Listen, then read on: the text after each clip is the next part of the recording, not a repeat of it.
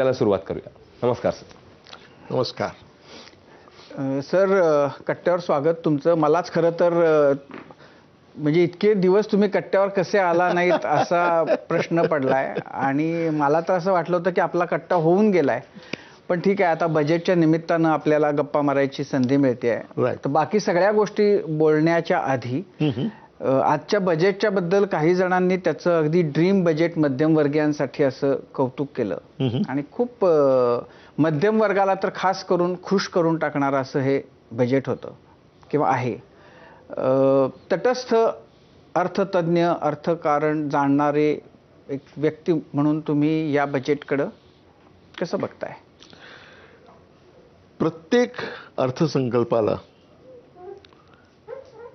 तो परिस्थितीजन्य असतो.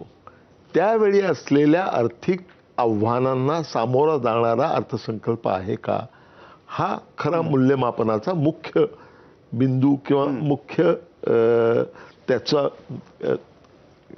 त्याची तत्वज्ञान तसं असलं पाहिजे असं मला वाटतं. म्हणजे पहा की इथे मध्यमवर्गीयांना खूप मोठ्या प्रमाणावर दिलासा देणारा हा अर्थसंकल्प आहे असं खूप सांगितलं जात आहे, पुन्हा पुन्हा सांगितलं जातं आहे. ते अंशतः खरं आहे, मात्र ती जेवढी उत्तम आहे असं भासवली जाते तेवढी चांगली ती नाही. कशी काय सांगतो तुम्हाला.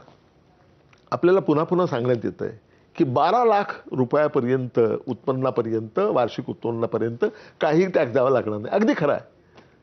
पण 12 लाखाच्या पुढे तुमचं उत्पन्न गेलं की तुम्हाला पूर्वलक्ष्य प्रभावाने टॅक्स द्यावा लागतो. म्हणजे पहा, 12 लाख एक जरी तुमचं उत्पन्न झालं ते 75,000ची स्टँडर्ड डिडक्शन आपण बाजूला ठेवू. तुमचं 1 लाखाने जरी उत्पन्न वाढलं तरी तुम्हाला खऱ्या अर्थानं जी सवलत मिळते ती फक्त पहिल्या 4 लाख उत्पन्नावर मिळते. पहिल्या 4 लाख उत्पन्नावर 0% टॅक्स. 4 लाख ते 8 लाख या वार्षिक उत्पन्नाला 5% टॅक्स. 8 ते 12 लाख उत्पन्नाला 10% टॅक्स आणि 12च्या वरती असेल 12 ते 16 त्यावर 15% टॅक्स. म्हणजे खऱ्या अर्थानं जी सवलत मिळालेली आहे ती फक्त 4 लाखापुरतीच सीमित आहे. पण नाही, पण आज असं जेवढे तज्ज्ञ आले होते त्या सगळ्यांनी हे सांगितलं की म्हणजे हे फार कन्फ्युजन आहे लोकांच्या मनामध्ये की एकीकडे आपण म्हणतो की 12 लाखापर्यंत उत्पन्न करमुक्त आणि दुसरीकडे आपण 4 ते 8, 8 ते 12 मध्ये आपण.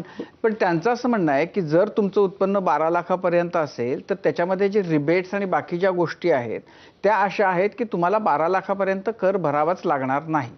12 लाख 1 रुपया जरी झालं तरी तुम्हाला भरावा लागेल. तोच तर मुद्दा आहे. 12 लाख रुपयापर्यंत काही भरावं लागणार नाही, किंबहुना 12,75,000 एकही पैसा टॅक्स द्यावा लागणार नाही. 75,000 वरचं स्टँडर्ड डिडक्शन.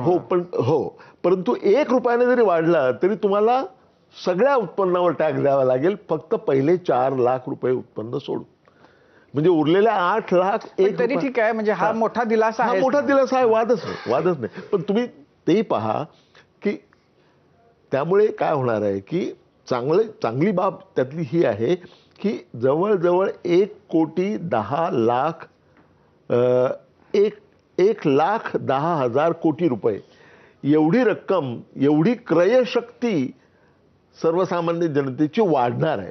त्यामुळे मागणीला उठाव मिळणार आहे. त्यामुळे ही सकारात्मक पाऊल यात शंकाच नाही. परंतु टॅक्स मध्ये जाणार होते पैसे ते आता लोकांच्या खिशात राहतील आणि लोक ते खर्च करतील आणि मार्केटला गती येईल. करेक्ट.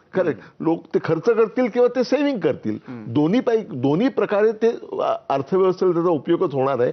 मागणी जशी वाढेल त्याप्रमाणे पुरवठा वाढवण्यासाठी गुंतवणूक वाढवू शकेल आणि त्याचबरोबर ज्याचा आपण ती गुंतवणूक केली तर ती वित्तीय गुंतवणूक होईल. त्या गुंतवणुकीचे परिणाम शेवटी परिणाम त्याचा ओव्हरऑल इन्व्हेस्टमेंट वाढवण्यासाठी होऊ शकतो. हल्ली ना काही याच्यामध्ये की 50 वर्ड्स एडिट वगैरे असं असतं. म्हणजे तुम्ही